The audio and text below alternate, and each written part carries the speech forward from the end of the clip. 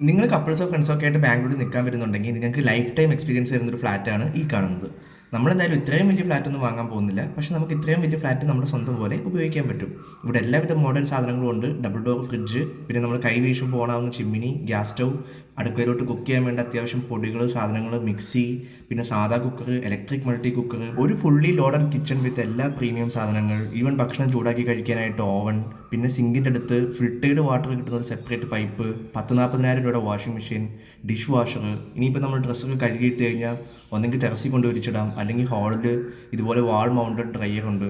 പിന്നെ ഇപ്പോൾ എൻ്റർടൈൻമെൻറ്റ് പർപ്പസാണെന്ന് വിചാരിക്കട്ടെ, ഹോളിൽ ഒരു ടി വി ഉണ്ട്, പിന്നെ ഈ വിശാലമായ ബെഡ്റൂമിൽ ഒരു ടി വി ഉണ്ട്, 5 OTT പ്ലാറ്റ്ഫോം, യൂട്യൂബിൻ്റെ premium subscription, high speed wifi, even കബോർഡിൻ്റെ ഉള്ളൊരു കുഞ്ഞു ലോക്കർ വരെ ഉണ്ട്.